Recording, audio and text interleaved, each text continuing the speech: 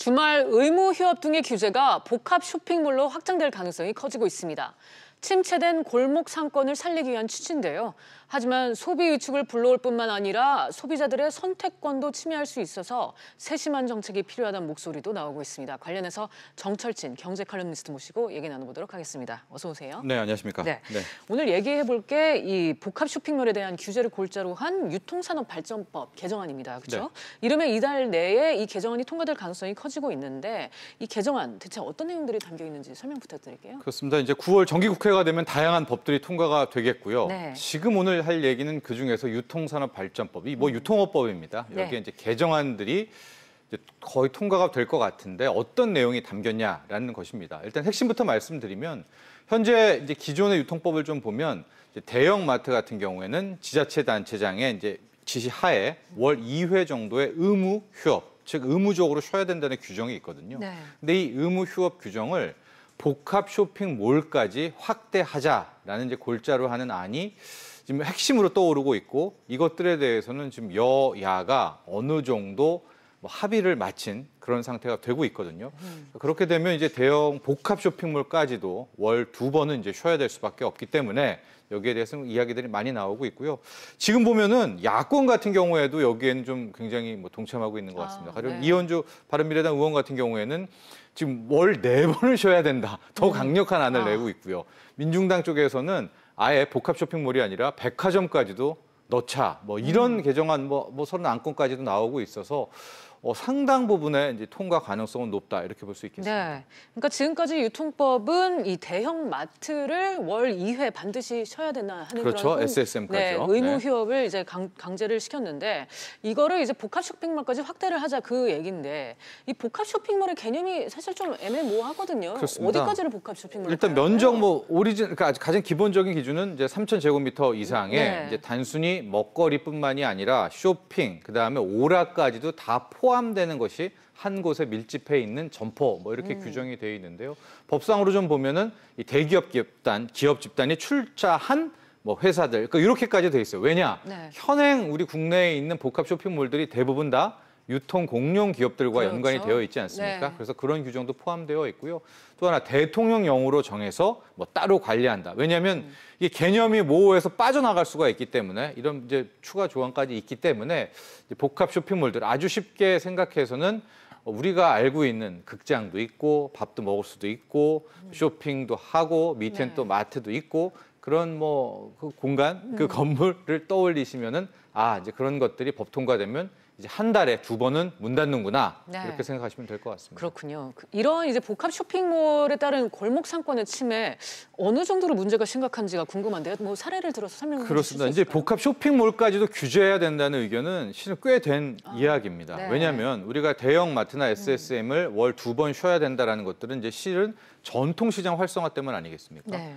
이 대형마트가 있으니까 사람들이 장보러 다 글로 가게 되니까 전통시장이 점점 이제 고사하게 되니까 2번 정도 이제 쉬게 될 경우에는 이제 전통시장 또 중소상인들이 이제 버틸 수 있다라는 거였는데 이제 그때 나온 이야기들이 뭐였었냐면은 요즘에 복합 쇼핑몰을 보면 거기 안에 이 식당들도 꽤 있거든요. 네. 같은 설렁탕집을 예로 들게요. 그러니까 밖에도 있고 복합 쇼핑몰 안에도 설렁탕집이 있으면 사람들이 그 밖에 있는 설렁탕집이 아니라 쇼핑몰 안에 있는 식당을 가게 됩니다. 왜냐하면 쇼핑몰이 기본적으로 원스톱 서비스를 지향하고 있거든요. 네. 그러니까 먹고 놀고 옷 사고 영화 보고 다 하기 때문에 실은 쇼핑몰이 있는 한 소상공인은 굉장히 힘들어진다. 이제 이런 지적이 있어서 대형 마트라는 것은 전통 시장 살리기라면 이 쇼핑몰은 소상공인 부분에 특화된 이제 규제다 이렇게 보면 될 수 있고 왜 그동안에는 잠잠했다가 이거 안 되다가 네. 왜 이번에 이 복합 쇼핑몰까지도 의무 휴업 규제에 넣게 되느냐 이제 그동안에 최저임금 인상 등등으로 소상공인 분들이 정말 이제 힘든 네. 시기를 보내지 않습니까? 그렇죠. 이런 것들도 있기 때문에 아마 정치권에서 소상공인을 보듬어야 된다는 차원에서 이제 이 복합 쇼핑몰 규제를 이번 유통법에 포함된 것이 아닌가 이렇게 분석이 가능합니다. 그렇군요. 네. 사실 이 복합 쇼핑몰 규제와 관련해서는 지난해 대선에서 문재인 대통령의 핵심 공약 중 하나였습니다. 이 골목 상권 보호와 더불어서 이 경영난에 직면한 소상공인을 돕고자 이제 말씀하신 대로요. 이런 네. 취지였는데 그 기대감은 지금 시장에서는 어느 정도인가요? 그렇죠. 근데 이제 그동안 사정을 보면은 문재인 대통령이 후보자 시절에 당선 거기 그 공약집에 분명히 내용이 있었었거든요. 네. 왜냐하면 제가 앞서도 말했지만은 왜 마트까지냐. 복합 쇼핑몰도 소상공인에게 피해를 영세 사업자들에게 많이 주니까 같이 규제하자는 내용이 있었는데 이제 당선 직후에는 쉽게 이 법을 언급할 수가 없었던 게 이 복합 쇼핑몰들이 대부분 다 대기업들과 연관되어 있기 때문에 뭐 로비도 굉장히 강했겠고요. 특히 이제 쇼핑몰이라는 게 결국 이제 소비자들 편익을 침해할 수 있는 부분 때문에 좀 뒤로 미루다가 지금 보면 이제 소상공인들의 경기가 워낙 안 좋아지면서 굉장히 힘들어지니까 지금은 여권뿐만이 아니라 야권도 이런 내용이 이제 굉장히 긍정적이게 되면서 이번에 통과 가능성이 높아졌다라는 건데 정작 소상공인 분들은 뭐 조금 이따 또 자세히 설명하겠지만은 약간 좀 그래도 좋게는 하겠지만 큰 효과는 없을 수도 있겠다. 좀 너무 늦은 것 아니냐 이런 반응도 좀 함께 보이고 있습니다. 네. 지금 이제 상황을 정리해 보면 진짜 단순하게 볼 문제는 아닌 것 같습니다. 평론가님도 뭐 앞서 말씀하셨지만 요즘 소비자들이 복합 쇼핑몰을 뭐 단순하게 쇼핑 공간으로만 인식하고 있는 게 아니라 밥 먹고 영화 보고 뭐 놀이문화까지 가능한 여가 활동 공간으로 찾는 분들이 많거든요. 당장 이제 소비자의 선택권, 편의를 침해하는 거 아니냐 뭐 이런 논란도 일고 있잖아요. 그렇습니다. 이제 복합 쇼핑몰이 그만큼 이제 소비자에게 빠르게 적응이 된 것이 뭐 문제라면 문제일 수가 있는데요. 당장 쇼핑몰 월 2번 문 닫는다고 하니까 요즘에 뭐 가족 나들이들의 패턴을 보면은 거의 몰로 가거든요. 하고 여름에는 뭐 몰캉스라는 얘기도 있듯이 그런 말도 나왔죠. 몰로 바캉스 가는 뭐 이게 굉장히 이제 우리 가정들에게 이 복합 쇼핑몰이라는 게 익숙한 패턴이 됐는데 이렇게 2번을 문 닫게 되면은 이제 그 가족들은 어디로 나들이 가야 되냐. 물론 이 취지가 그겁니다. 그럼 몰로 안 가면 어디로 가겠습니까?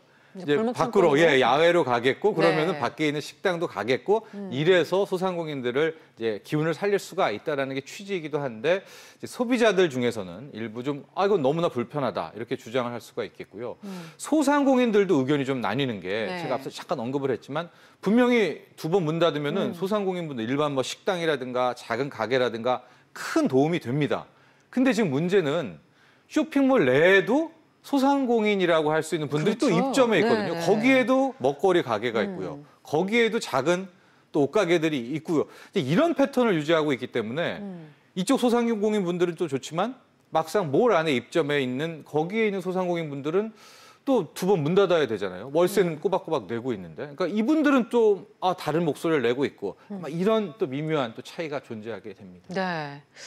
그리고 그런 이제 쇼핑몰이 이렇게 그 의무 휴업을 이제 들어가게 되면 또 방문객도 감소하게 될 거고요. 결국 이제 매출이 떨어질 거고요. 전반적으로 뭐 소비 위축으로도 이어지지 않을까 이런 우려도 있더라고요. 이게 또 다른 논란이 되고 있죠. 왜냐하면 지금 내수가 안 좋기 때문에 어떻게든 소비를 유발시켜야 되는데 복합 쇼핑몰에서 펼쳐지는 소비가 실은 상당하거든요. 뭐 매출액 기준이야 천차만별이겠지만은 보통 우리가 말하는 이제 대형 몰 같은 경우에 주말에 한 거의 5만 명에서 10만 명 정도가 토요일 왔다 갔다 이제 하게 됩니다. 그러니까 이 정도가 안 오면 딴 데서 돈을 써야 되는데 실은 우리가 이 대형 마트 문 닫았을 때 전통시장 매출이 크게 안 느는 것과 마찬가지로 차라리 그냥 이번에 뭘 문 닫는다 그러면 집에 쉬자 뭐 편의점 가자 뭐 이렇게 돼버릴 가능성도 분명히 상존하는 거 아니겠습니까? 그래서 소비 감소로 나올 수도 있겠다라는 이제 그런 부작용이 하나가 있고 또 하나가 이 몰에서 근무하고 있는 분들입니다. 이제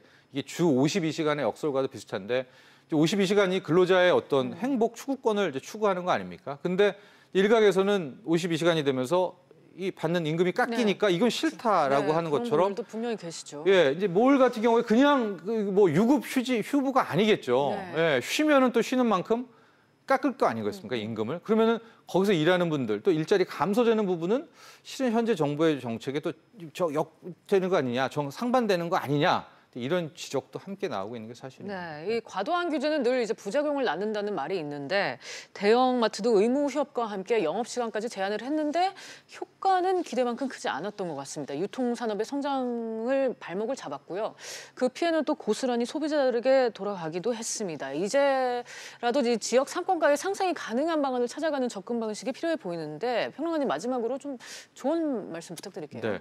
뭐 단기적인 과제, 중기적인 과제 크게 두 가지를 좀 제안하고 싶은데요. 있는데요. 단기적인 과제는 일단은 현재 국회 정치권의 분위기를 보면 이번에 이 복합 쇼핑몰 규제안은 월 2회 규제안은 안은 통과될 것으로 보입니다. 왜냐하면 네. 야권도 굉장히 힘을 더해주고 있어서. 그런데 그때 통과하더라도 하나 분명히 고쳐야 될 게 뭐냐면 외국계 기업과의 역차별 문제가 지금 있거든요. 네. 가령 뭐 많이 언급이 됐겠지만 이제 이케아 같은 경우에는 아예 등록을 가구 전문점으로 했습니다. 근데 거기 가보면 가구뿐만이 아니라 다양한 먹거리도 있고 네. 많거든요. 그러니까 네. 그런 식으로 외국계 같은 경우에는 등록 자체를 바꿔서 피해갈 수가 있게 되면 실은 이제 주말에 국내 이 복합 쇼핑몰이 다 문 닫을 경우에 그렇게 편법으로 피해가는 곳들로 또 돈들이 몰려갈 수 있는 거 아니겠습니까? 그러니까 그것까지도 빠져나가지 못하도록 좀 촘촘한 입법이 필요하겠다 이렇게 말씀을 드리고 네. 중기적인 과제는 우리가 이렇게 대형마트 문 닫고 뭐 몰 문 닫고 하는 정말 근본적인 문제 많이 규정했던 것은 유통 과정에 있었던 이제 불공정 행위들입니다. 네. 워낙 과도한 유통 마진들. 그러니까